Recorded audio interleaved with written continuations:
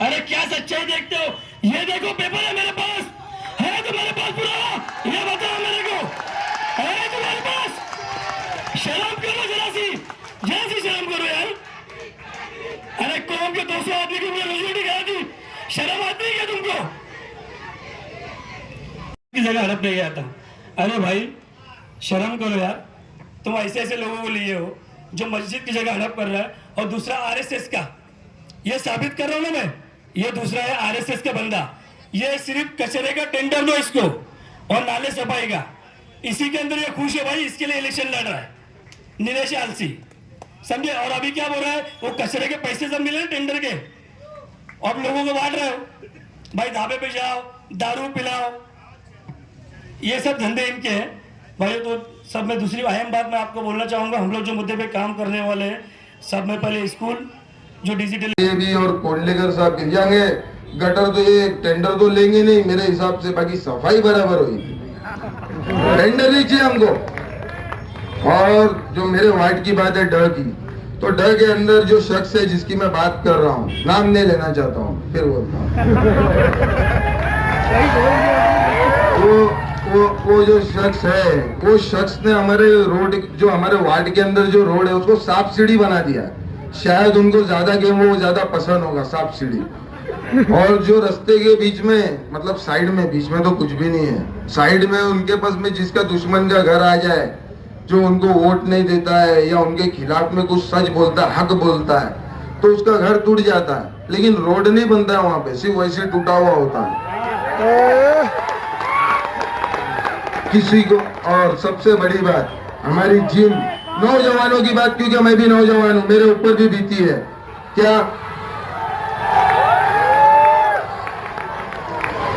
नौजवानों की बात, हमारे यहाँ पे एक जिम है, जो मैंने एक वीडियो मेरा जो वायरल हो रहा है कि मैंने उसमें बताया हूँ कि जब भी कोई बिल्डर या इंजीनियर जब कोई साइट जब डिजाइन करता है कि मैं ये बिल्डिंग बनाने वाला, तो उसका डमी बनाया जाता। तो मेरी एक वीडियो LIV के ऊपर भी है कि लाइब्रेरी के अंदर जब मैंने वहां पे जब इंटरव्यू लिया, तो लाइब्रेरी के अंदर 10-10 साल, 12-12 साल, 15-15 साल पुराना सिलेबस। आज यहाँ पे स्टूडेंट्स है, उनको मालूम होगा कि वो 10 साल पुराना सिलेबस, 5 साल पुराना सिलेबस और 15 साल पुराना सिलेबस कोई हमारे वर्क में नहीं आने वाला है। एजुकेशन इज नेवर वेस्ट, लेकिन वो हमारे वर्क नहीं है ना, हमारे को वो बुक्स तो हमारी लाइब्रेरी के अंदर कर रही क्या है? क्या ये रद्दी बेचना चाहते हैं? वो भी पैसा इनको चाहिए क्या? पैसा कम पड़ रहा है क्या? पिछले इलेक्शन में 7 करोड़ रुपए बताए जाते हैं, ये इलेक्शन आए तक 23 हो जाता है। यहाँ से आलू डालो, वहां से सोना निकालो। ये मशीन उनको पूछना पड़ेगा मैन्युफैक्चरिंग कहाँ पे होती है, हमको भी दिलाओ, क्योंकि हम तो टेंडर लेने वाले नहीं, हम तो मशीन के भरोसे रहेंगे। तो अब जो बात है कि रोड की, जिम के अंदर उनके जो रिश्तेदार है वो बोलते क्या भाई रोड, वो गटर तो बनी नहीं, सिर्फ रोड बना है भाई यार। आज गटर का काम चालू था, मैंने जाके रोका वहां पे। हाँ गड्ढे तो बहुत बड़े बड़े हैं, साइज वाले हैं एकदम। तो बात ऐसी है कि जिम के अंदर 400 रुपए लिया जाता है, जो मैं खुद भुगता हूँ, मेरे ऊपर भी गुजरी है। सरकारी जिम है, लेकिन 400-500 रुपए लेके वहां पे किसके अकाउंट में जा रहा है वो पैसा? किसके? अब वो बात मैंने बोल सकता हूँ, घर के अकाउंट में जा रहा है या किसके अकाउंट में जा रहा है, पब्लिक फैसला करे, जिन्होंने भरे है पैसा।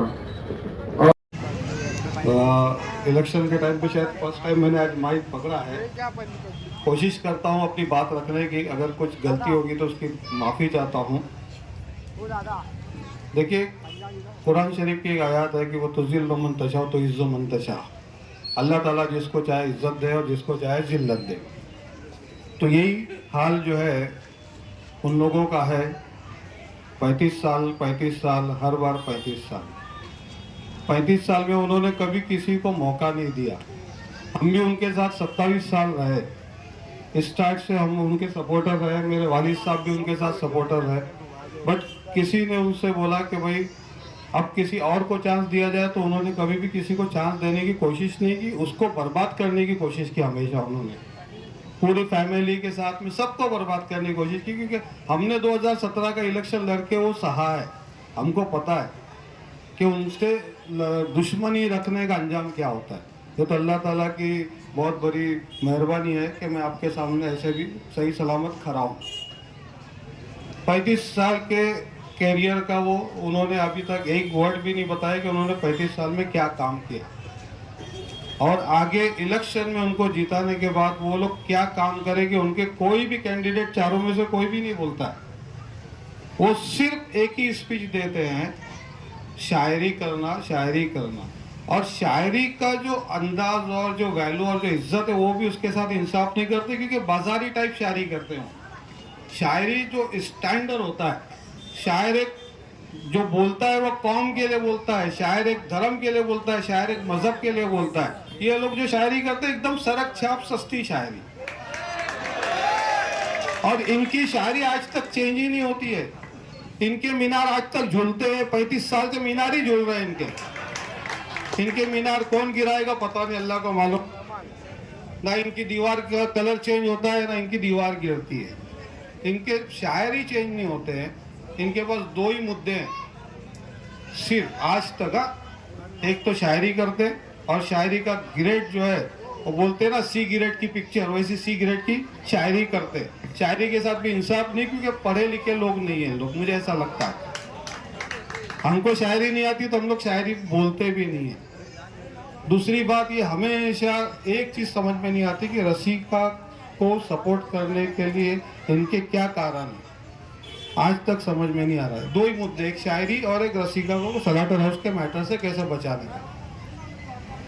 अब कल तक की जो स्पीच हुई इनकी, उसको मैंने कोई स्टडी किया, कुछ समझा। ये हमारे चारों कैंडिडेट को क्या बोलते हैं, ये 2% के कैंडिडेट। इनकी हैसियत कितनी है, 2% की। हाँ भाई सही है, तुमने 35 साल कमाया, तुम्हारा टक्का बहुत ज्यादा होगा, हमारा तो टक्का हुआ ही नहीं है।